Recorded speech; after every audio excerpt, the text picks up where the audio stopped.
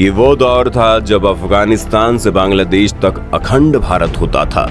ये वो दौर था जब हिंदुस्तान की जनसंख्या महज 16 करोड़ थी।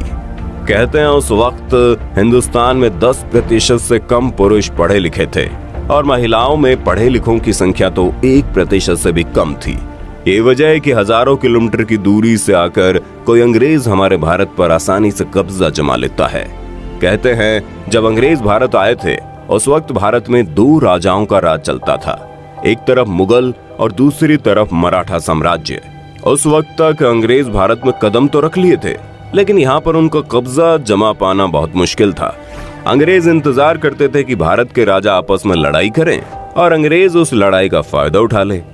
यही वजह है कि अंग्रेजों को भारत पर पूरी तरह से कब्जा जमाते जमाते 18वीं शताब्दी आ गई। ऐसे में आप लोगों ने भी कभी न कभी इस बात को सोचा होगा कि उस वक्त के आम लोगों की जिंदगी कैसी थी। उस वक्त के लोगों को क्या पढ़ाई लिखाई करने की आजादी मिलती थी? उस वक्त का समाज कैसा था और वे लोग किस तरह के काम को करके अपना भरण पोषण करते थे? उस वक्त हमारा गांव कैसा था? उस वक्त हमारा शहर कैसा था? क्या तब भी हमारे समाज में चोरी, लूटपाट और बलात्कार जैसी घटनाएं होती थी? आज का ये वीडियो आपके लिए बहुत ही इंफॉर्मेटिव होने वाला है, वीडियो के अंत तक बने रहना। तो सबसे पहले हम बात करेंगे आबादी की। भले ही इस वक्त भारत पूरी दुनिया का सबसे अधिक जनसंख्या वाला देश बनने वाला है। आज के वक्त में भारत की आबादी जहां 130 करोड़ से ज्यादा की हो चुकी है, वहीं 1800 ईस्वी में भारत की आबादी महज 16 करोड़ थी। अब आप अंदाजा लगा सकते हैं कि पाकिस्तान, बांग्लादेश जैसे देशों को मिलाकर भी उस वक्त हमारे देश में सिर्फ 16 करोड़ लोग रहते थे। और आज भारत के कई हिस्से कटने के बावजूद भी जो जगह बची है उसमें 130 करोड़ से ज्यादा लोग रहते हैं। ये वो वक्त था जब हमारे देश में शहरों की संख्या बहुत कम थी। यही वजह है कि भारत देश को हमेशा से ही भारत के गांव रिप्रेजेंट करते आए हैं, इसलिए भारत को गांव का देश भी कहते हैं। बात अगर शहरों में रहने वाले लोगों की जाए तो उस वक्त शहर में जो भी लोग रहते थे वो अंग्रेजों द्वारा बनाए गए मिलों में काम करते थे। उनसे बहुत कम पैसों पर बहुत ज्यादा काम करवाया जाता था। जब अंग्रेज नहीं आए थे तो उस वक्त भारत का कपड़ा भारत और भारत के आसपास के कुछ देशों में ही प्रसिद्ध था, लेकिन अंग्रेजों के आने के बाद भारत में बना हुआ कपड़ा दूसरे महाद्वीपों पर फेमस होने लगा। लेकिन इस प्रसिद्धि के साथ साथ भारत के किसानों और भारत के मजदूरों की आमदनी बहुत कम हो गई, क्योंकि अंग्रेज भले ही उन कपड़ों को ऊंचे दाम पर बेचते थे, लेकिन भारतीय मजदूरों और किसानों को बहुत कम पैसे देते थे। वहीं दूसरी ओर हैंडलूम इंडस्ट्री अपने पतन की तरफ जा रही थी। इन दिनों भारत में हाथों से सारी कारीगरी की जाती थी। लखनऊ और बनारस के हैंडलूम इंडस्ट्री की धूम दुनिया भर में हो गई थी। उस वक्त लोगों का काम बहुत मेहनत भरा होता था, क्योंकि उस वक्त ना तो बिजली थी और ना ही आज के जैसी कोई आधुनिक टेक्नोलॉजी। उन लोगों को लगभग सारा काम अपने हाथों से ही करना पड़ता था। आपको जानकर हैरानी होगी कि उस वक्त भारत में जो कपड़े बनते थे उसकी बहुत ज्यादा डिमांड थी। उन कपड़ों पर बहुत ही बेहतरीन कारीगरी की जाती थी। लेकिन ब्रिटिश के आने के बाद भारतीय कपड़ों की डिमांड कम हो गई और भारतीयों का मार्केट पतन की ओर बढ़ने लगा। दरअसल भारतीय लोग जो कपड़ा बनाते थे उसे बनाने में बहुत वक्त लग जाता था और उसी कपड़े को ब्रिटिश तमाम तरह की मशीनों के द्वारा बहुत ही कम वक्त में तैयार कर देते थे और बहुत सस्ते दामों पर बेचते भी थे। यही वजह है कि भारतीय लोग वक्त के साथ साथ और गरीब होते चले गए। अब बात आती है उस वक्त हमारे देश में जो लोग रहते थे उनका सबसे मुख्य व्यवसाय क्या था। तो दोस्तों ये तो आप भी जानते होंगे कि आज भी हमारे भारत में रहने वाले अधिकतर लोगों का मुख्य व्यवसाय कृषि को ही माना जाता है। ये वजह है कि भारत को कृषि प्रधान देश भी कहते हैं। उस वक्त भारत में मुख्य तौर पर नील, कपास, अफीम, गेहूं और धान की खेती की जाती थी। लेकिन दुख की बात यह है कि उस वक्त हमारे किसानों को उनके फसल की सही कीमत नहीं मिलती थी। अंग्रेज उन फसलों को बहुत ही कम दामों में खरीदकर ग्लोबल मार्केट में अच्छी कीमत पर बेचते थे। उस वक्त हमारे किसान सारा दिन खेतीबाड़ी और पशुपालन करते थे और शाम को अपने घरों में आकर भजन कीर्तन और सत्संग किया करते थे। उस वक्त हमारे भारत में बिजली या इलेक्ट्रिसिटी आम लोगों की पहुंच से बहुत दूर थी। यही वजह है कि तब वे लोग घरों में उजाले के लिए लैंप और दिए जैसी चीजों का इस्तेमाल करते थे। इस दौर की सबसे बुरी बात यह है कि इस दौर में जातिवाद बहुत अधिक हुआ करता था। कुम्हार और साफ सफाई करने वाले लोगों को समाज में बहुत नीची जाति का माना जाता था। लोग अपनी जाति के हिसाब से काम करते थे, जैसे कि कुम्हार मिट्टी के बर्तन बनाता था, धोबी कपड़े धोता था, लोहार लोहे का काम करता था। इसके बाद वो दौर आया जब भारत में रेलगाड़ी की शुरुआत हुई। अंग्रेजों ने भारत में रेलवे की शुरुआत की और इसका इस्तेमाल वे भारत को और डेवलप करने में करने लगे। हालांकि भारत को डेवलप करने के पीछे उनका मकसद भारतीयों की बेहतर जिंदगी नहीं, बल्कि उनका अपना स्वार्थ था।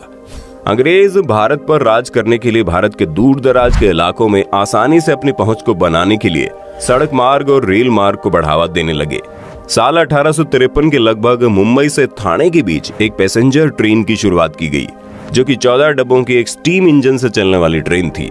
उस वक्त के इंजन में इतनी क्षमता नहीं होने की वजह से उस ट्रेन को खींचने के लिए एक नहीं बल्कि 3 इंजन का इस्तेमाल किया जाता था। उस वक्त अंग्रेजों ने ट्रेन को चलाने के लिए 5 फीट और 6 इंच की दूरी पर 2 पटरियों को स्थापित करके उस पर ट्रेन की शुरुआत की। और आपको जानकर हैरानी होगी कि आज भी भारत में उसी फॉर्मूले से रेल पटरियों का निर्माण किया जाता है। अब बात करते हैं उस वक्त के भारतीयों के इनकम की, यानी ये लोग कमाते कितना थे।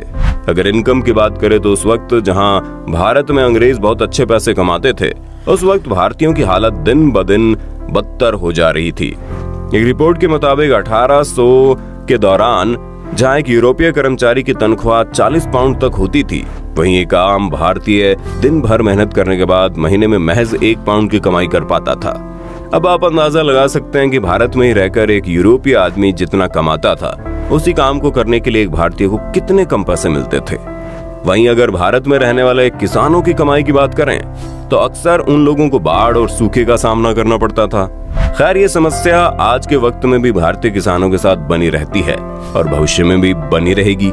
लेकिन उस वक्त वो किसान अंग्रेजों के द्वारा लगाए गए लगान से भी बहुत ज्यादा परेशान रहते थे। इतनी कम कमाई होने के बावजूद भी अंग्रेज उन किसानों के ऊपर तमाम तरह के लगान लगा देते थे। हालांकि हमारे भारतीय समाज में मौका परस्त लोगों के वजूद हमेशा से बनी रही है और उस वक्त भी कुछ मौका परस्त लोग ऐसे थे जो अंग्रेजों के तलवे चाटकर अधिक कमाई कर लिया करते थे। वहीं बात अगर उस वक्त भारत में रहने वाले लोगों की पढ़ाई लिखाई की करें तो आपको जानकर हैरानी होगी कि उस वक्त भारत में पढ़े लिखे लोगों की संख्या बहुत ही कम थी। उस वक्त भारतीय समाज में रहने वाले पुरुषों में महज 10% से भी कम पुरुष ऐसे थे जो पढ़ाई लिखाई करने वाले थे, यानी साक्षर थे। वहीं दूसरी तरफ महिलाओं की हालत तो इससे भी बुरी थी। महिलाओं में 1% महिलाएं ही ऐसी नहीं थी जो पढ़ाई लिखाई से ताल्लुकात रखती हों। हालांकि बिना पढ़ाई लिखाई के भी भारत में रहने वाले सभी लोग किसी न किसी काम में बहुत निपुण थे, लेकिन कम पढ़े लिखे होने की वजह से अंग्रेज भारतीयों के ऊपर बहुत आसानी से अपना कब्जा जमा लिए थे। उस वक्त हमारे भारतीय समाज की एक बात बहुत अच्छी थी। समाज में रहने वाले लोग किसी चीज को खरीदने के लिए पैसे नहीं देते थे, बल्कि अगर कोई एक आदमी चावल उगाता था तो वो दूसरे आदमी से चावल के बदले कुछ गेहूं ले लेता था। जो आदमी सब्जी उगाता था वो उन सब्जियों के बदले चावल और गेहूं बदल देता था। यानी उस वक्त हमारे भारतीय समाज के अधिकतर हिस्सों में चीजों की खरीद बेच की जगह अदला बदली की जाती थी। इसलिए एक गांव में रहने वाले लोगों को किसी चीज को खरीदने के लिए ज्यादा दूर नहीं जाना पड़ता था, बल्कि उन्हें हर चीज आसानी से अपने ही गांव में उपलब्ध हो जाती थी। आज भी अगर आप भारत के कुछ गांवों में जाएंगे तो वहां पर अदला बदली की प्रथा चलती है, जो कि बहुत अच्छी है। लेकिन उस वक्त हमारे भारत में चिकित्सा स्वास्थ्य व्यवस्था इतनी अच्छी नहीं थी। ये वजह कि आज के वक्त में हम लोग जिस बीमारी को आसानी से चकमा दे देते हैं, आज से 200 साल पहले वो बीमारी हमारे समाज में महामारी का रूप ले लेती थी। लोग छोटी छोटी बीमारियों की वजह से मौत के मुंह में समा जाते थे। तो दोस्तों, आपने देखा आज से 200 साल पहले हमारा भारत कैसा था। उस वक्त के समाज की कुछ बातें अच्छी थी तो कुछ बातें बुरी, जैसे कि जातिवाद उस वक्त के समाज की बहुत ही बुरी चीज थी, जिसका प्रभाव हमें आज के वक्त में भी देखने को मिलता है। उस वक्त हमारे समाज में लोग पढ़े लिखे कम थे, लेकिन सामाजिक ज्यादा थे। वहीं आज के वक्त में भले ही हम पढ़े लिखों की संख्या ज्यादा हो चुकी है, लेकिन हम अपने समाज से दूर होते जा रहे हैं। उम्मीद करते हैं ये जानकारी आपको अच्छी लगी होगी, और अगर आप हमारे प्राचीन भारत से जुड़ी और भी किसी बात को जानना चाहते हैं तो आप हमें कमेंट करके बताइए। हम अपनी अगली वीडियो उसी टॉपिक पर डिटेल में लेकर आ जाएंगे। वीडियो अच्छी लगे तो लाइक कीजिए, हमारे चैनल को सब्सक्राइब कीजिए, बेल आइकन को ऑन करना बिल्कुल मत भूलना, क्योंकि the earth adventure in Hindi की टीम आपके लिए हर रोज ऐसी जानकारियों से भरे वीडियोस लाती रहती है।